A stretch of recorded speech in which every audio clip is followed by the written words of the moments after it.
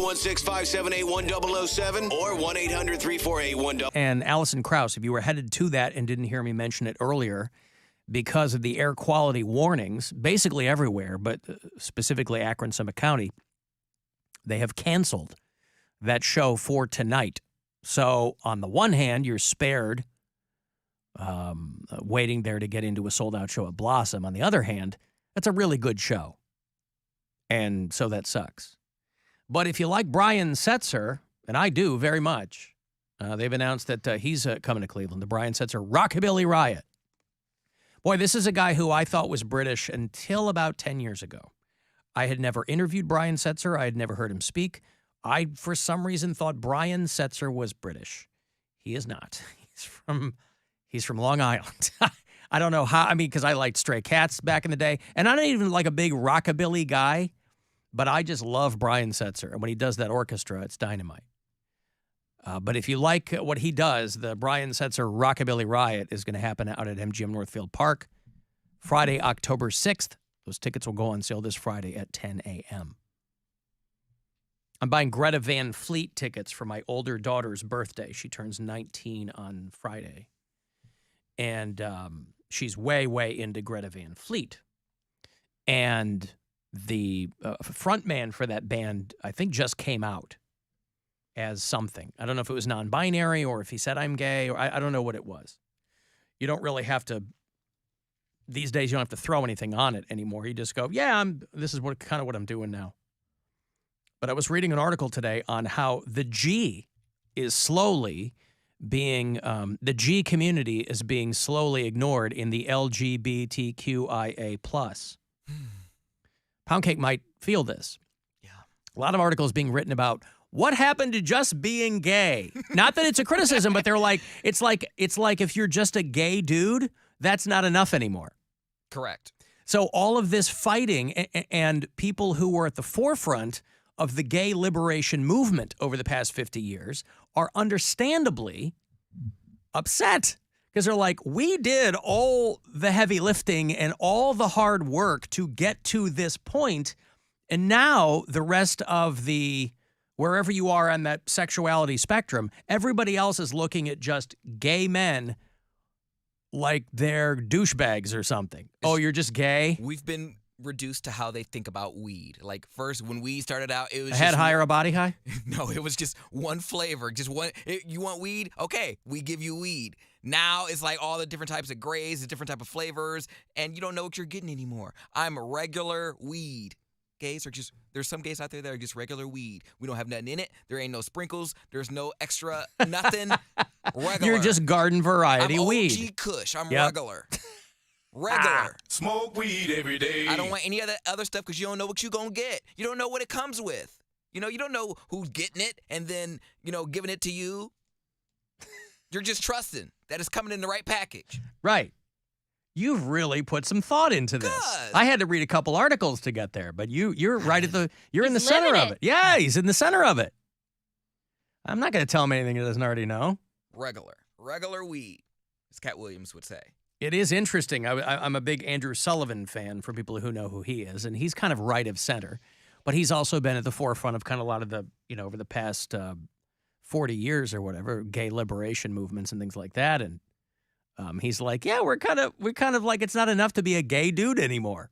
Where is this coming from? Because I don't feel like that's a thing. Well, I'm not in it. I'm just reading articles from prominent like gay journalists who are like, the G part of LGBTQIA+ is kind of slowly being shifted out in favor of other people who are saying, you gays did all the work, but now it's my time, and get over here. I need an example of someone that's saying that someone from this community that is saying, get out of the way, gay people, we're more important. Well, these weren't direct quotes, but I would just people, guys like Andrew Sullivan kind of saying that there's a feeling in the... Well, it's a large community. Well, and that's the point, is that just like Poundcake describes it, run-of-the-mill gay dudes are like at the bottom of the pecking order now. When gay people fought for this liberation, there wasn't the segregation. If you were trans, you were gay. If you were non-binary, you were just gay. Like it was all lumped into one thing at that time. Yeah. If you cross-dressed, Yeah. people assumed you were gay. Transvestite back in the day was. If you combed your hair, people were like, gay. Remember the term metrosexual? Yeah. Yeah, Men- if you iron your pants, people are like, gay guy. Men cut their fingernails, Yeah. and they were Earring. like, "Oh, Yeah. we need a new type of word for this." What, are you going to put polish on those two? You the get your thing hair is- cut every 3 weeks, gay. Growing up, mine was if you had the earring on the left side, if you just had one earring and it was on the left side, that meant you were Is gay. that the Make gay sure you didn't ear? put it in the gay ear. Yeah. But That's why when I got the earring on the show, Erica insisted I get it in the gay ear. That's why when I had earrings, they were in both ears. Because you're so gay. Double gay. so I think Super, super gay. I was putting out a vibe. No, I don't. I mean, I don't. I'm not in the community, but I'm around it a lot, and I feel like this is just, I don't know, clickbaity. well when this Well, I mean, these are public intellectuals. These aren't people writing for BuzzFeed. These are people who have been writers in that community for a long, long time. And it was just a couple of interesting takes on it that, again, I don't know. I'm not a gay man, but, Poundcake said he's been reduced to OG Kush. well what I think happened And to a certain degree, I would think there might be some relief in that it's really not controversial to be gay anymore. I know that there are Bible thumpers who think that that's like opening the portal to hell, but those people are stuck in the 15th century mentally. Those people aren't, there's no way around what they believe, and nor should that be taken seriously. But it's interesting to me. it's a double-edged sword because Yeah. I think back in the day, gay people were thought of as like the stereotypical gay. And then as time has gone on and, society is more accepting of gay people, I think they have gotten bored of us. They found out that there are regular everyday gays. They go to work just like you. They have the same jobs as you. They have the same families. They hate their lives just like you. They hate their They're lives. regular. There's regular people that just happen to be gay. And the people that are the loudest of the minority group are, it's them. Like, it's the stereotypical gays. Those are the ones you see on TV or usually are out protesting something. So it's not all of us. So yes, we want representation, but then when we Wait, be careful- you're a regular gay that just hates his life? I said there are gays out there that just hate their lives and that are regular just like you. But I think once people saw that, they're like, "Oh, you're not the type of gay that like." The first thing I say, people, I don't have to tell people I'm gay; they know. But then they're like, "Cause you're not a very good gay. You don't have really good fashion sense." I'm like, "Okay, bitch. Well, first off, my fashion sense is really good, and secondly, it's a stereotype. Shut up, Bill. Shut up, Bill. Like, you're not organized. Like, your house is never clean, or like stuff like that." That's why I had to give it up for NASCAR. They're doing the first ever, a terrible, terrible time to do it, but it's such a massive event that they're not going to cancel it. They're doing the first ever NASCAR street race in Chicago this coming weekend. You might have read about Jimmy Johnson dropping out because of this horrible, horrible situation where his in-laws are dead in a murder-suicide. If you're familiar with Jimmy Johnson, very, very prominent NASCAR driver, his wife's mom killed her husband and their grandson. Just this awful situation. So Jimmy Johnson goes, I'm dropping out. But they're still going to do this street race in Chicago where they're going to be, stock cars are going to be downtown doing 100 miles an hour. So on top of the city having the worst air quality in the world right now, race cars kick out all kinds of, they don't have pollution control like, commuter vehicles do. Tires screech and kick off all this, So all that aside, I thought I'm like, boy, give it up for NASCAR because they had Pride merch. If there's anybody that you would think would keep that whole thing at arm's length, it would be NASCAR. But they're trying to broaden that tent. I thought it was a troll at first until I saw somebody with one of the shirts. Have you seen any of this NASCAR Pride merch? Mm-mm. It says YASCAR. Love That's that. hilarious. See, that's stuff I'm talking about. But it's like the mainstreaming of it. But I was like, wow. I mean, it's one thing if you're, if people who listen on the stream on iHeartRadio, they hear these constant Charmin ads for Pride Month. But NASCAR, they burned a pride flag in Hudson.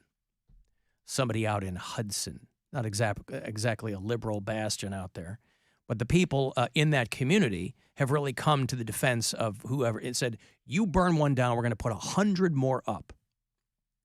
Somebody in that community burned a family's pride flag, and they're still looking into it. You know, they have a new mayor now. Remember the old Hudson mayor?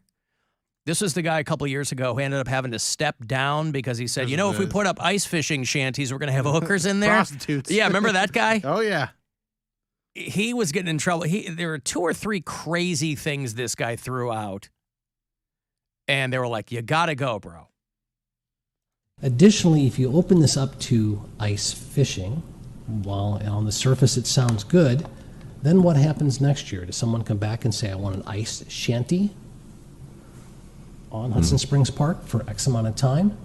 And if you then allow ice fishing with shanties, then that leads to another problem.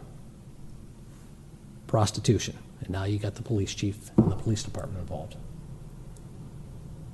Just data points to consider. Like nobody in this meeting said anything like, what the hell are you and of course that clip goes nationwide and the guy ends up resigning and for a couple of things. He was always putting his foot in it. He said like there was a college level textbook or something that he said had child pornography in it. And of course that means that then school board members are getting like threats from dummies and things like that. So this guy ended up stepping down. But burning a pride flag there in Hudson. And that community is rallying around that family, I guess, as they should. But it is pretty wild. Imagine if we'd all gone around burning your dumb Trump flags. Hey, Morgan. Hey, Alan. Hey, I'm not gay. I'm straight. But I want to say, when I first moved out, went to camp as a student. Yeah, I'm not gay. But anyhow, my first year, I had a rando roommate who turned out to be gay, and I have no problem with that. But it was a little bit of a shock. I never even had a friend who was gay, let alone a roommate. But he was always, him and his boyfriend were always railing against the whole LQBTQ, intended. But yeah, they were always, anytime something came up in the news or whatever, they'd roll their eyes and just kind of make almost like derogatory remarks towards the whole, that whole community. And I just thought that was interesting. And why was that? They thought that it was, why was that? I don't know. I don't want to speak for them, but my thoughts on it would be, the whole gay community took years to get to the point that they're at now. And these, the community is just pushing it, the envelope further and further. Yep. With, I don't know. I remember he would sit down with me and not understand, as far as pronouns and, How long ago did you go to Kent? Say that again. I didn't hear you. How long ago did you go to Kent? How long ago was this? Because the pronoun thing was not a thing when I was in college. Okay, first year was 2016, so, and, I was in the theater department, too, so it was a pretty, liberal. Sure you're not gay? Yeah, no, I'm not gay. I but I'm actually working in construction now. Morgan's like, I'm gonna be laying the pipe. Maybe one straight guy in the theater department is gonna be awesome. He was working the long con. Moving through the different jobs. Right. Okay, thank you, Morgan. I appreciate it. I love the ground rules. But again, that's what's so interesting about it is people who think that any group of people is a monolith and all think the same way. And it's like there's always arguments within it, Well, that's the thing. That's why I said it's a double-edged sword, because we want representation. We don't want the representation to go away. But at the same time, when you get representation, it might not be the representation you want. Like, not every gay person watches RuPaul's Drag Race.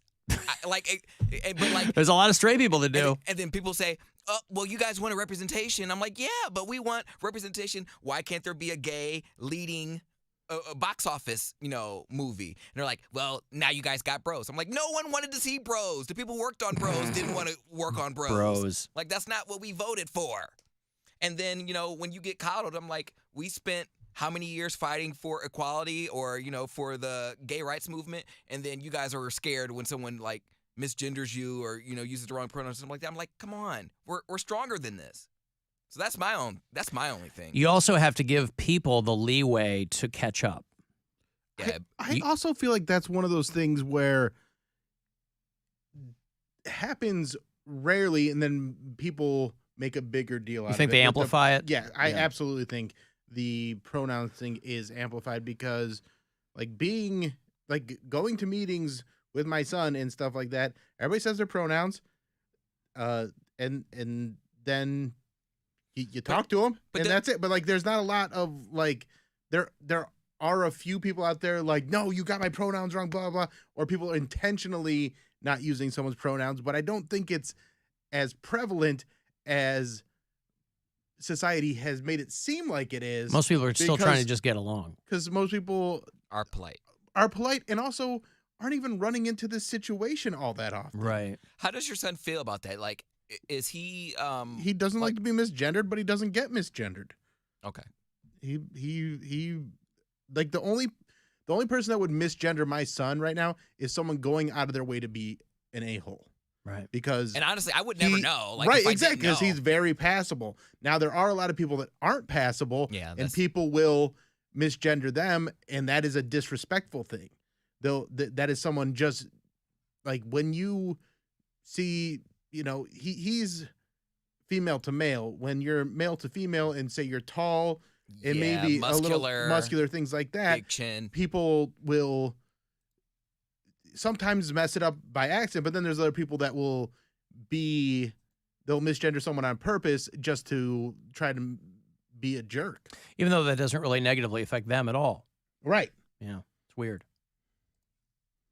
You know how I know you're gay? How? How do you know I'm gay? Because you macrameed yourself a pair of jean shorts. You know I know you're gay? You just told me you're not sleeping with women anymore. You know how I know that you're gay? How? Because you're gay and you can tell who other gay people are? You know how I know you're gay? How? You like Coldplay. You know how I know that you're gay? How? You like the movie Made in Manhattan. You know I know you're gay? How? I saw you make a spinach dip in a loaf of sourdough bread once. A loaf of sourdough bread. Oh, my goodness. I love sourdough bread. I don't care for sourdough bread. Big fan. It's too much sour and it's too doughy for me. Interesting. Two main factors. They could make great strides with sourdough bread if it was A, less sour, and B, not so much dough. Why do we need all that dough? Why does it have to be so sour? Maybe you try an English muffin. That sounds like something. What makes it sour, by the way? I think the yeast that they use. Is that what it is? It's like a bitter yeast? I think. I don't know. Because weren't people making that in the pandemic? Everybody was making, that was the cliches. Like, everybody's making sourdough bread. Good sourdough starter. Yeah. But is it, does sourdough actually have that sour of a flavor? I don't think it does. No, but it tastes different. It's not like a definitely pickle tastes different, juice, but it's not, it's not like you're biting into a lemon. Yeah. Well, when I go to a bar and they don't have pickle juice for my Jameson pickleback shots, you do I'll say sourdough starter. Yeah. Do you have? Can I get a shot glass full of sourdough yeast, and I'll just chew on that after my JMO shot. I got to take a break here. Our buddy Josh Womack is going to join us. He was a comedian back in the day. He's an author now. He's got a book called "You Are Not That Funny" about the Cleveland comedy scene. So we'll chop it up with him over that. I'll have another $1,000 for you on the way at 4:30. Let me give you this Buzzard bike key, because I promised that I would. We've got a custom Harley-Davidson, courtesy of MMS and Budweiser. It's going to be tricked out for you to win, but you got to get one of these keys.